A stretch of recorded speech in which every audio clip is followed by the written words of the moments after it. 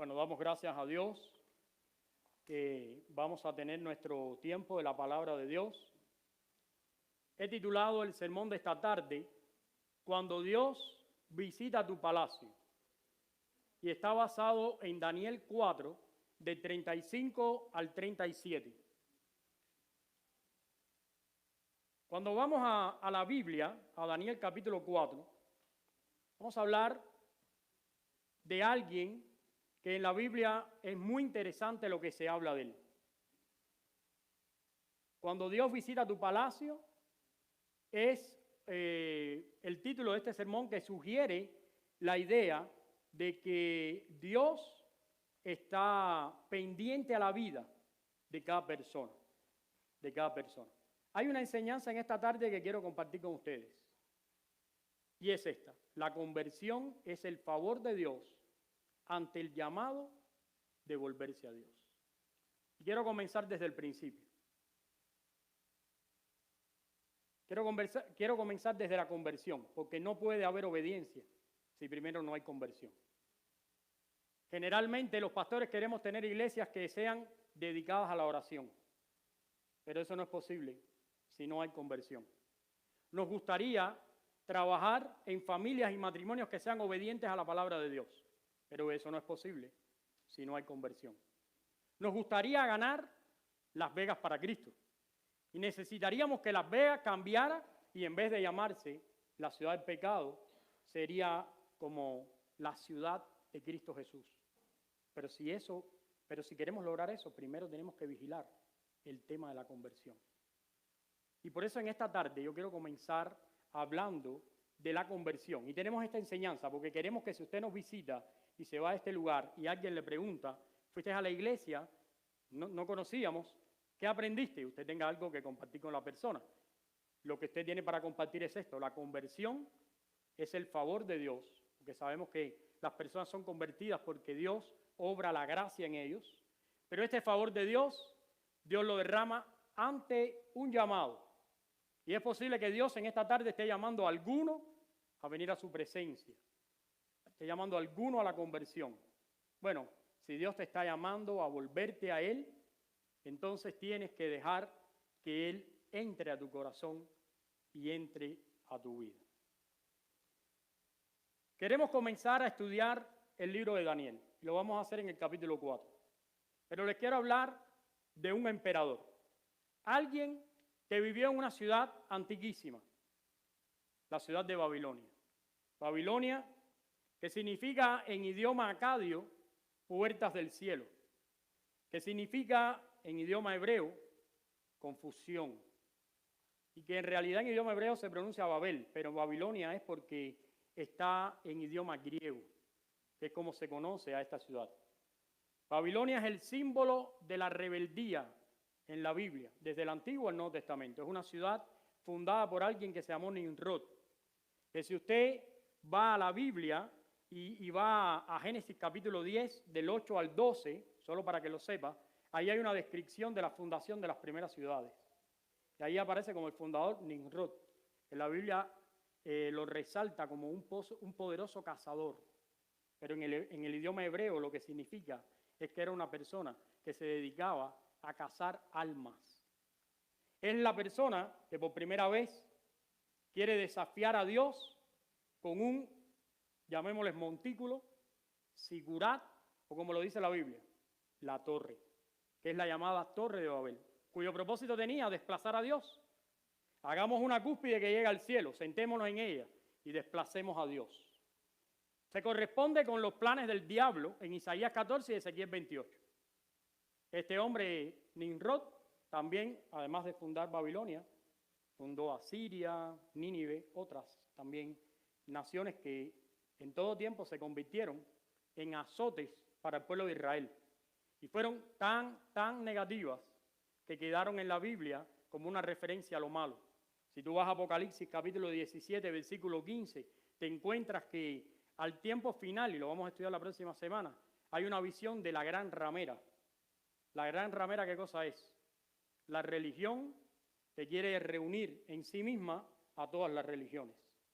Y ahí en la Biblia, en Apocalipsis 17, se le llama a la gran ramera, la Babilonia. La Babilonia. Porque Babilonia siempre fue la cuna de la rebeldía en contra de Dios. Bueno, este emperador del cual yo les quiero hablar hoy tiene un nombre acadio. El nombre de este emperador significa Nabú sostiene mi reino. Nabú sostiene mi reino. Este es un hombre idólatra, es un hombre que no conoce a Dios. Es un hombre que en la historia bíblica tiene una connotación muy grande. Cuando estudias la Biblia, tienes dos partes, el Antiguo y el Nuevo Testamento. En el Antiguo Testamento es la formación del pueblo de Israel y las promesas de la venida de Cristo. En el Antiguo Testamento, una de las personas más importantes es Nabucodonosor, porque después que Dios estableció la tierra, estableció el templo y estableció el lugar donde Él se iba a dar a conocer a los israelitas, bueno, precisamente usó a Nabucodonosor, el emperador, para traer una guerra y deportar a todas estas personas y llevarlas al exilio. Así que este hombre es el que destruyó el templo. Este hombre ha quedado en la mente de los israelitas, de los hebreos, como una señal de juicio y castigo de Dios. Este Nabucodonosor, este emperador, era contemporáneo con algunos profetas, quiero que ustedes lo sepan.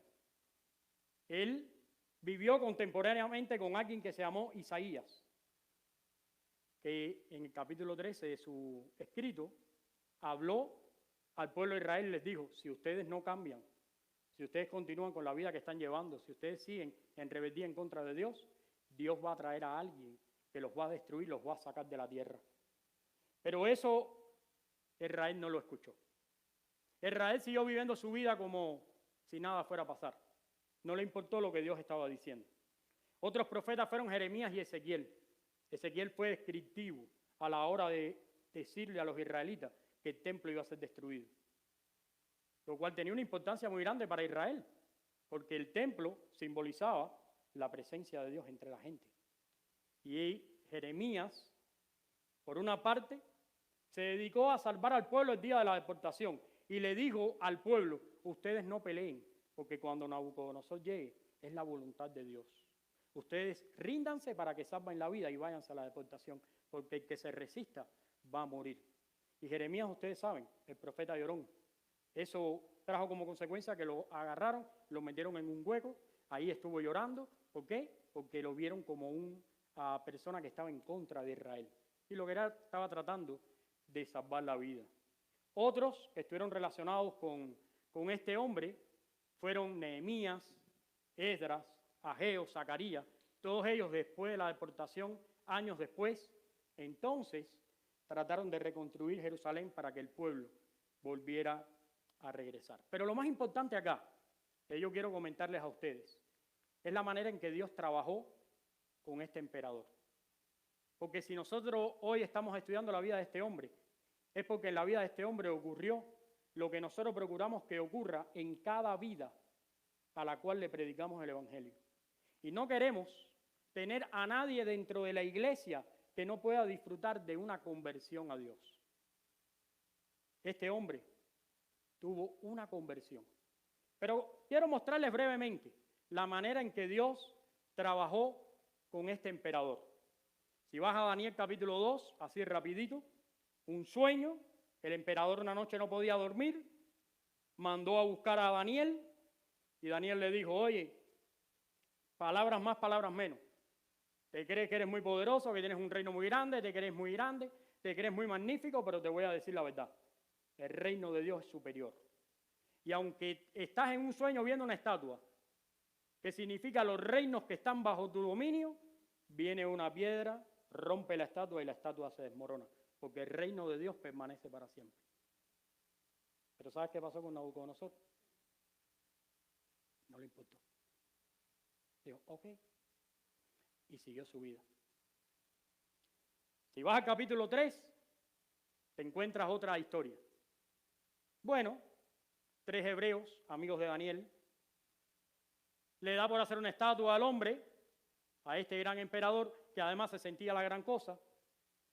Dice que en un tiempo determinado nadie puede pedir a nadie solo a la estatua, había que llegar y humillarse delante de la estatua y adorar la estatua, Y 3 jóvenes hebreos dijeron, no es posible. Y por primera vez en la historia, alguien se opuso a la opinión del emperador. Y el emperador, bueno, como siempre, echó mano de su fuerza, echó mano de su poder. ¿Y qué dijo? Calienten el horno muchas veces más de lo que normalmente lo hacemos. Y cojan a estos 3 rebeldes y éntrenlo en el fuego. Dice la Biblia que el horno fue tan fuerte que cuando fueron a entrar a los muchachos, aún los que los estaban empujando, fueron devorados por el fuego. Pero ¿sabes cómo estaba la historia? La historia está increíble.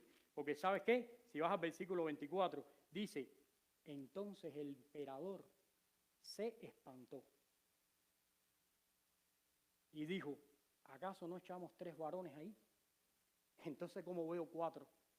Y hay uno que tiene figura de hijo de hombre. Y ese día reconoció que el Dios de esos muchachos había salvado a esos muchachos. Pero ¿sabes qué? Tampoco le importó. Siguió con su vida. Siguió haciéndolo mal. Siguió ignorando a Dios. Siguió haciendo lo que él creía que era mejor. Siguió disfrutando de su reino. Siguió haciendo sus travesuras. Siguió cortando cabeza. Siguió maltratando gente, abusando de los demás. ¿Sabes por qué? Porque no le importaba a Dios. Entonces, a la altura del capítulo 4, el emperador tiene otra noche que no puede dormir.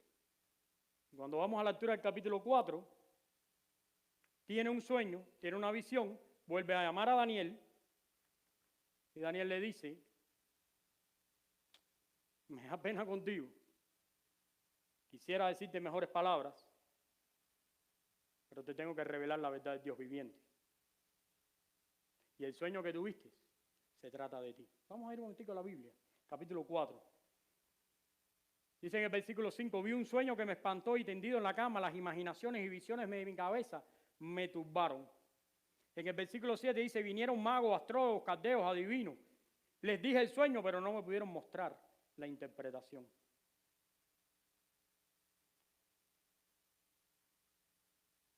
Y dice el versículo 9, Belsasar, jefe de los magos, este es Daniel, él le puso un nombre, porque este emperador era así, le ponía un nombre a cualquiera. Le puso un nombre, le puso Belsasar. Jefe de los magos, le dijo que era él. Ya que he entendido que en ti hay espíritu de los dioses santos y que ningún misterio se te esconde, declárame las visiones. Entonces dice en el versículo 10, estas fueron las visiones de mi cabeza mientras yo estaba en mi cama. Me parecía ver en medio de la tierra un árbol cuya altura era grande. Y ahí empieza a describirle a Daniel todas las cosas. La sorpresa del emperador es cuando Daniel comienza a relatarle el sentido de esa profecía. Ve al versículo 19. Entonces Daniel, cuyo nombre era Belsasar, quedó, ¿sabes cómo? Dice la Biblia, atónito, como una hora, y sus pensamientos lo turbaban. ¿Te imaginas eso?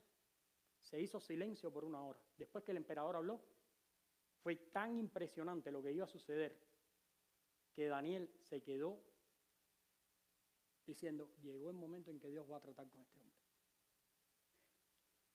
Y dice que estuvo como una hora turbado, hasta que a la hora agarró fuerzas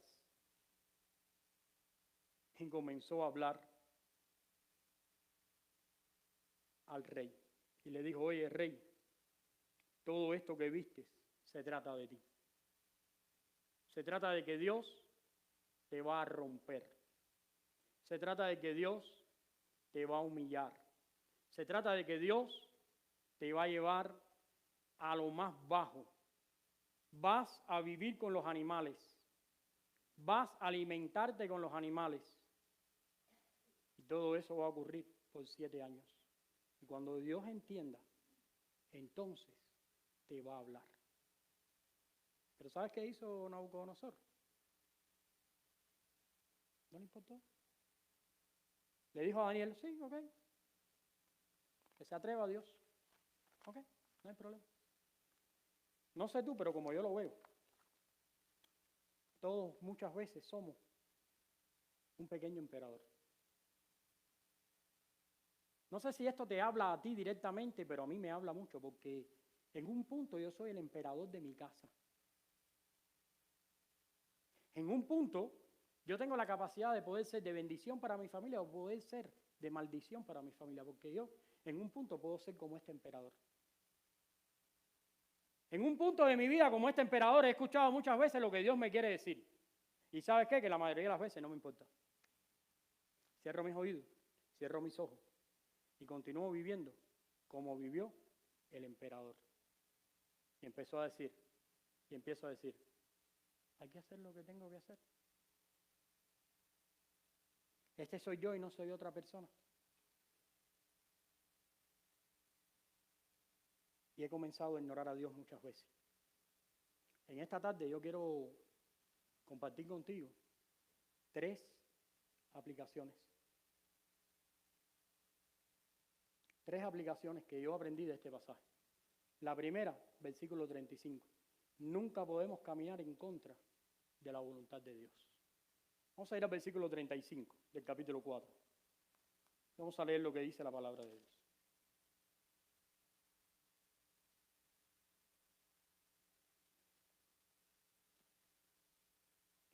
Dice, todos los habitantes de la tierra son considerados como nada, y Él hace según la voluntad en el ejército del cielo, en los habitantes de la tierra, y no hay quien detenga su mano y le diga, ¿qué haces? Me sorprende que muchas veces llegamos a esa conclusión por el peor camino. Muchas veces, después de haber escuchado a Dios una y otra vez, empezamos a entender esto, y esto comienza a ser un concepto en nuestra vida, pero después de haber sufrido una cantidad de males, que en un punto son innecesarios, porque hasta Dios no los quería evitar. Muchas veces en mi corazón siento la rebeldía, y cuando eso pasa necesito depender de Jesús. Hay 3 versículos en la Biblia que nunca podemos olvidar. Se los voy a comentar.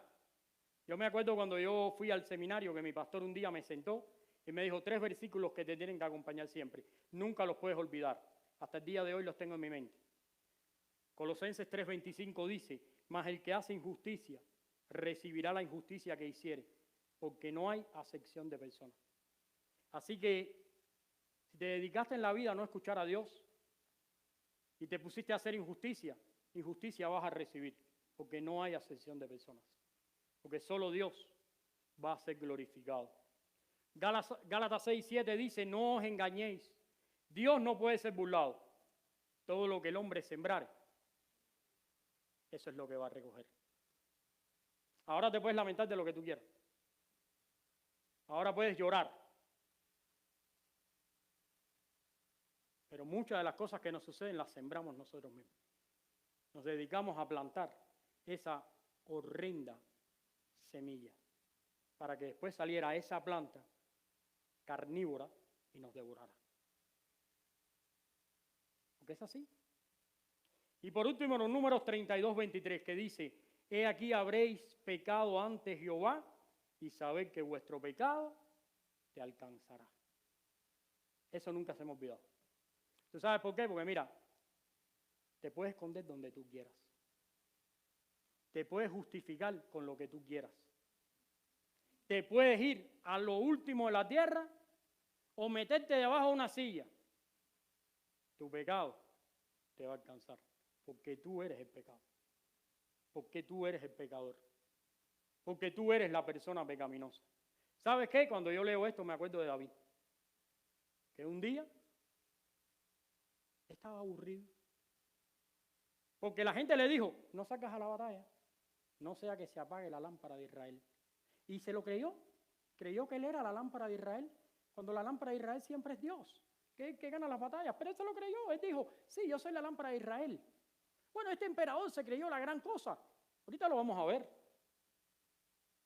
Y dice que este hombre, David, bueno, se subió al techo de la casa. Mientras la gente estaba batallando y estaba peleando y estaba luchando, él estaba en el techo de la casa. Como estaba ocioso, puso su mirada donde no debía. Y ahí empezó un problema pecaminoso que lo persiguió hasta que él no confesó su pecado. Lo trató de esconder, trató de adjudicarle el niño al esposo de ella. Después, cuando no pudo, lo mandó a matar en la batalla. Después simuló que no estaba pasando nada. Pero llegó Natán. ¿Y qué le dijo? Había un hombre que tenía una ovejita. Y había otro que tenía muchas ovejas. Pero cuando vino una visita, agarró la ovejita de aquel que solo tenía una, que además se había criado con sus hijos en la casa, que era como un hijo, y la mató. ¿Y qué dijo David? Lo que tenía adentro.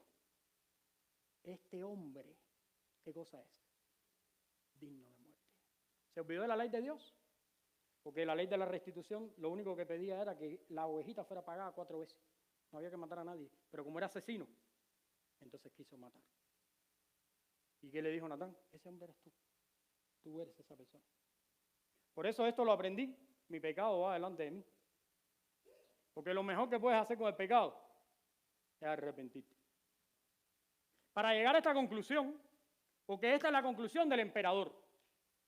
El emperador tuvo que ir a vivir años completos, como un animal. Años completos, sin el respeto. Años completos, destruido. Para entonces poder decir estas palabras. Decir, todos los habitantes de la tierra son considerados como nada. Y él hace según la voluntad del ejército del cielo. Bueno, lo primero que aprendí en este pasaje cuando lo estudié esta semana es que nunca podemos caminar en contra de la voluntad de Dios. Porque la voluntad de Dios es una sola.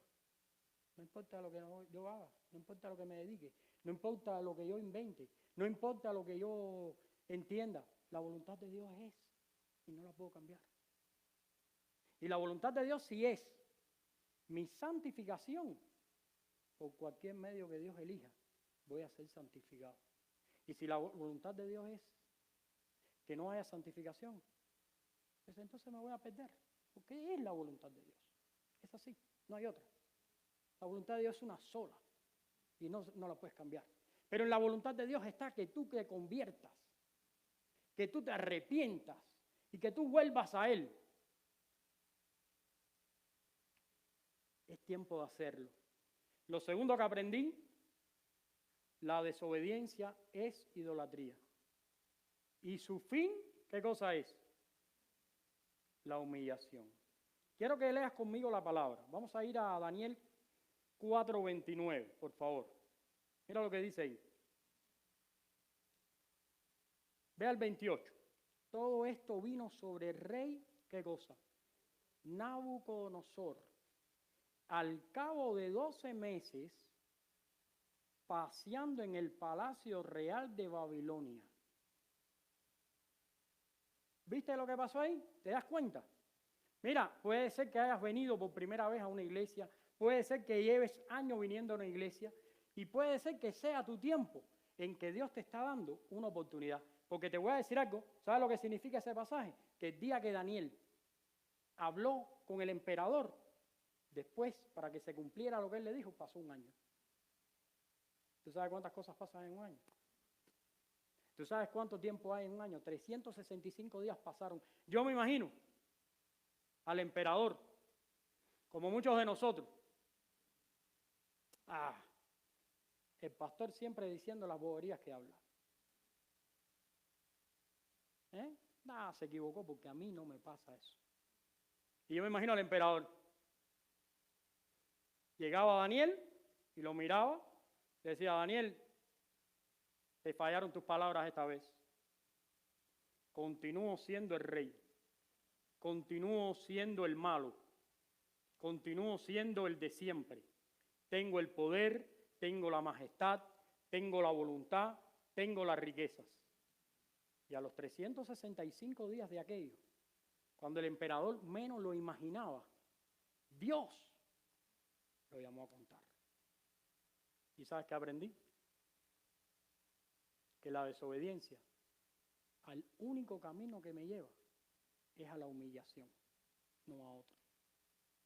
No hay virtud en la desobediencia a Dios. No hay ganancia en negar la voluntad de Dios. Quiero que compares un momentico Daniel 4:23. Vea 4:23 rapidito. Mira lo que dice. Y en cuanto a lo que vio el rey, un vigilante y santo que descendía del cielo, esto es Daniel explicándole la profecía, y este vigilante decía, corten el árbol y destrúyanlo, mas la cepa de las raíces déjenla en la tierra, con ataduras de hierro y de bronce, y en la hierba del campo sea mojado, con el rocío del cielo y con las bestias del campo sea su parte, hasta que pasen 7 tiempos. Si tú comparas eso con el versículo 30, mira el versículo 30, lo que ocurrió. Al cabo de 12 meses, cuando el emperador pensaba que ya Daniel se había equivocado y que Dios no iba a hacer nada, mira las palabras del emperador. Al cabo de 12 meses, paseando por el palacio, dijo esto: ¿no es esta la gran Babilonia que yo edifiqué para casa real con la fuerza de mi poder y para la gloria de mi majestad? ¿Tuviste eso? No sé si te parece eso conocido, pero muchas veces nosotros actuamos de esa manera, ignorando la palabra de Dios. Muchas veces echamos de un lado lo que Dios ha dicho y queremos hacer nuestra voluntad. Y ya Dios le está diciendo a este hombre, vas a ir a pagar por tus pecados. Y encima, que se burla de Dios, se mofa de que Él tiene el poder. ¿Viste el versículo siguiente lo que dice? ¿No viste el versículo siguiente? El 31. Dice, y aún estaba la palabra en la boca cuando vino, ¿qué cosa? Una voz del cielo. Quiere decir que no terminó la frase, lo interrumpió prácticamente una voz del cielo y le dijo, llegó tu momento. Llegó tu momento.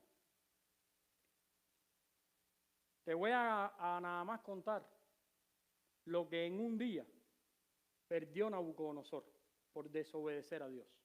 En un día perdió la razón, primero. Perdió el entendimiento. Pasó por la vergüenza de ser considerado como un animal. Perdió los lujos. Perdió su economía y con él todos los que estaban a su lado. Perdió el respeto de la gente y perdió inclusive la credibilidad de la gente. Ya la gente ni le creía. ¿Tú piensas que lo inventé yo? Ve al versículo 36. Mira lo que dice el versículo 36. En el mismo tiempo, mi razón me fue devuelta. ¿Qué es lo que había perdido? La razón. La majestad de mi reino, mi dignidad y mi grandeza volvieron a mí. ¿Qué había perdido? La economía. Mis gobernadores y mis consejeros me buscaron. ¿Qué había perdido? La confianza de la gente. Fui restablecido en mi reino y mayor fue mi grandeza, porque hubo grandeza añadida. ¿Viste a dónde llevó el pecado a este hombre? A perderlo todo. Porque no solamente perdió la razón. ¿Tú sabes lo que significa que perdió la razón? Que ya hablaba cosas tontas. Que ya no se entendía ni lo que hablaba porque ya no estaba coherente. Perdió la razón. Encima de eso perdió la dignidad de ser el rey. En su propio palacio la gente no lo veía igual. Porque había perdido el poder. Había perdido la credibilidad. La gente no creía lo que hablaba. La gente no quería saber de él. ¿Sabes por qué? Por ignorar a Dios. Por ignorar a Dios. Por eso la desobediencia, según la Biblia, es idolatría. Y el fin de la desobediencia es la humillación. No vas a salir, no vas a pelear con Dios y vas a ganar. Vas a pelear con Dios y la desobediencia te va a costar. Y eso es muy sencillo. Mira, te lo voy a poner así sencillo. Cuando hablo con mi hijo, si no soy capaz de vivir lo que le digo, desobedezco a Dios y como consecuencia no estuviera aquí. Porque dice, en la iglesia, con mi papá, bueno, que engaña a Gabriel y al hermano Amaya, pero a mí, que vivo con él, ¿qué tontería es esa? Aquí, por favor, 2 dedos de frente, ¿eh? Entendimiento. Si no soy capaz de guiar a Maidita correctamente, y si mi esposa no supiera que lo que yo estoy diciendo hoy es la realidad que vivimos todos los días en mi casa, ¿cómo creen ustedes que pudiera estar hoy escuchándome? Porque te voy a decir una cosa. ¿Cuántos años he sido tu pastor? Por 22 años soy pastor de ella. Ella no ha tenido otro pastor en 22 años que no he sido yo. ¿Cómo me voy a parar aquí después de 22 años y ella todavía va a estar sentada ahí? La única forma es tratando de obedecer a Dios. Porque si yo desobedezco a Dios, el fin de eso es la humillación.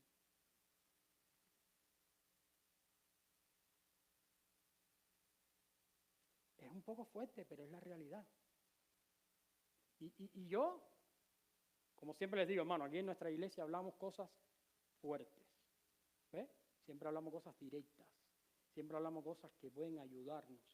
Porque sí, ok, a mucha gente le gusta una iglesia donde les digan que son buenas personas, que son gente maravillosa, que tienen un gran potencial, que pueden ser astronautas, que si se preparan van a ser millonarios, que las deudas las van a pagar en una semana. Todo eso le dice a la gente y la gente está de lo más contenta.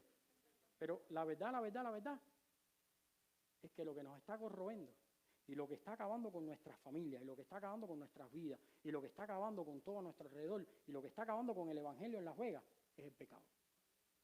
Y si no venimos a la iglesia y escuchamos acerca de cómo terminar con esa vida pecaminosa, estamos perdiendo el tiempo. No sirve, no lo podemos hacer. Entonces aprendí. Uno de los momentos más dolorosos de mi vida, ¿sabes cuáles son? Cuando me tengo que enfrentar a Dios y pedirle perdón por mi vida. Sabiendo que fallo, porque no soy perfecto. Y ese es un momento doloroso. Y cuando le tengo que agradecer a Dios por la misericordia de poder estar parado aquí, a pesar de mis defectos, porque los tengo, porque soy. Pero necesitamos una constante relación con Dios. Lo único que no necesitamos es ignorar a Dios. Porque Dios no puede ser burlado. ¿Te acuerdas del versículo que te comenté? Llega un día en que Dios te llama a contar. Y ese día dices mamá clarito y papá enredado, como decimos nosotros los cubanos. Nosotros los cubanos, cuando la cosa está difícil, mamá clarito y papá enredado. ¿Por qué? Porque se te complica la vida. El día que Dios te llama a contar. Es así. Es así, porque es un día, el único. ¿Sabes por qué? Porque mira, venía un diluvio. Y 150 años, Dios mandó a una persona que hiciera una barca. En un lugar donde nunca había llovido. En un lugar donde ellos nunca habían visto el mar. Pero había un diluvio, venía un diluvio. Y la diferencia estaba en lo creo a Dios o no le creo a Dios. Y el día que se desató las cuencas de los cielos, como dice la Biblia, y subió el nivel del mar, y se llenó todo de agua, ¿sabes quién cerró la puerta? Dios. ¿No dejó a Noé cerrar la puerta? Porque si Noé estuviera en la puerta, tú sabes cómo nosotros lo hacemos. Te voy a pasar por ser $200 para que me dejes entrar. ¿Sí o no? $200 y vos para adentro. ¿Usted no te acuerdas de mí si nosotros somos primos? La tatarabuela mía era prima de tu tatarabuela. ¿Sí o no? Somos así. Pero ¿sabes qué? Dios cerró la puerta. Y ¿sabe una cosa? Que cuando Dios cierra la puerta no hay manera de conversar con él. Porque Moisés estaba frente a la tierra prometida y le dijo, por favor, déjame entrar a la tierra prometida. Y Dios le dijo, no me hables más del asunto. Un poquito fuerte, ¿no? Que yo lo hubiera dejado entrar, te lo digo. porque era Moisés, imagínate tú. Todos esos viejos que hicieron volver loco a Moisés y toda esa gente que maltrató a Moisés tanto tiempo. Y después no puede entrar a la tierra prometida, pero Dios dijo, no me hable más del asunto. Y ahí quedó. Entonces ten mucho cuidado porque a lo mejor lo que estás escuchando hoy es el último llamado a la conversión en tu vida. A lo mejor es eso. A lo mejor ese es el último. Uno no lo sabe nunca. Lo tercero y último que aprendí, el arrepentimiento y la gracia de Dios es a favor de los pecadores. Bueno, escribí algo que quiero compartirles. Dios puede humillar a los que andan en soberbia, porque desobedecer a Dios es andar en soberbia. El peregrinaje de Nabucodonosor con Dios es interesante en su libro. Si te das cuenta, y vas, por ejemplo, al capítulo 2, versículo 47, Nabucodonosor por primera vez reconoce que hay un Dios que le revela sueños a Daniel. En el capítulo 3, 28, él reconoce y alaba a Dios porque salvó a los muchachos en el horno de fuego. Pero ya después en el capítulo 4, versículo 30, Nabucodonosor reconoce a Dios. Y mira cómo termina la historia.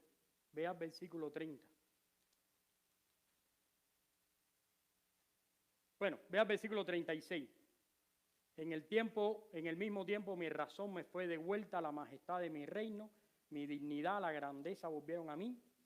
Y mira el versículo 37. Ahora yo, Nabucodonosor, alabo, engrandezco y glorifico al Rey del cielo. ¿Viste qué palabras más diferentes? Mira, este no era cualquiera. Todavía nosotros le rendimos tributo a Nabucodonosor. ¿Cuántos han oído aquí hablar de las 7 maravillas del mundo antiguo? ¿A quién ha oído hablar de eso? Los jardines colgantes de Babilonia los hizo él. ¿Sabes por qué? Porque él tenía una esposa que venía de un lugar donde había muchos árboles y muchas rosas. Y ella extrañaba eso. ¿Y sabes qué hizo él? Desvió el río en medio del desierto y trajo el agua hasta ahí y hizo una maravilla del mundo antiguo. Los jardines colgantes de Babilonia. Y si tú ves la descripción de eso, es algo maravilloso. Eso lo hizo ese hombre. Ese no era cualquier persona. Ese no era cualquier persona. Pero ¿sabes qué? Se encontró con Dios. Y mira lo que dice cuando se encuentra con Dios. Ahora yo, Nabucodonosor, alabo y engrandezco y glorifico al Rey del cielo. Antes decía, esta no es la Babilonia que yo creé con el poder de mi majestad y la fuerza de mi poder para yo disfrutarla. ¿Acaso no todos viven porque yo les doy vida? ¿Acaso yo no soy el rey de todos? Y ahora dijo, no. Ahora comprendo. Y a lo mejor es hora de que reconozcamos que Dios es el rey. Porque te voy a decir la verdad. No te puedes engañar. Porque quizás en este punto del sermón te estás preguntando, ¿acaso yo soy convertido o no? Es una respuesta sencilla. Si eres una persona convertida a Cristo, tu Señor es Cristo. Hay gente que me quiere engañar a mí en la iglesia y fuera de la iglesia.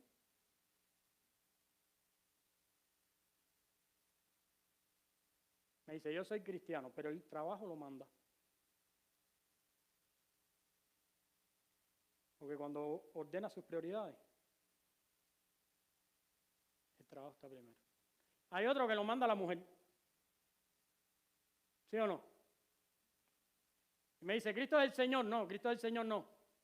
Porque tú, cuando ordenas las prioridades, es lo que diga él. Y el orden bíblico es que el esposo es la cabeza y la esposa está sujeta al esposo. Pero el esposo es la cabeza, no porque la Biblia lo dice, porque la Biblia dice que ama a la esposa como Cristo ama a la iglesia. Entonces, esposo, no se pongan a estar diciendo, no, porque tú me tienes que obedecer porque la Biblia lo dice. No, eso es mentira. Me tienes que obedecer porque yo amo tu vida como Cristo a la iglesia y me entrego por ti. Entonces, gánate el respeto. Gánatelo. Y esposa, gánate el amor. Dice que tienes que estar como ayuda idónea. Ni te puedes poner mandona ni protestona, como ayuda idónea. Es lo que dice la Biblia. un poquito fuerte, pero esa es la realidad. Quiero concluir hablando del Evangelio. El Evangelio según el emperador. Aunque el entendimiento de Nabucodonosor era limitado, su mensaje sigue vigente en la actualidad. De hecho, lo que hay detrás de las palabras de Nabucodonosor es una verdad fundamental del Evangelio del Reino de Dios. Y es esta verdad. Dios es supremo. Está desarrollando un plan para salvar a la humanidad. Nos juzgará a cada uno según nuestras obras y espera que nos arrepintamos humildemente y creamos en su palabra. Esa es la enseñanza final de esta vida. Un hombre que, como quiera que lo pongas, se convirtió a Dios. Un hombre que, como quiera que lo valores, sí, es verdad que fue terrible, es verdad que fue un azote, y terminó el emperador del mundo conocido. Quiero que sepas esto. El emperador del mundo conocido. No estamos hablando de cualquier persona, gracias mi hermano. No estamos hablando aquí de cualquier persona, del mundo conocido. El emperador. El que no doblaba rodillas ante nadie. Todos tenían que hacerle pleitesía. ¿Sabes que a Nabucodonosor nadie lo podía ver de frente? Y mucho menos a los ojos. Porque si mirabas a los ojos, te podía costar la vida. Si llegabas triste o llegabas malhumorado a la presencia de Nabucodonosor, te podía costar la vida. Y esa persona que parecía imposible de rendirse a Dios, ¿vieron?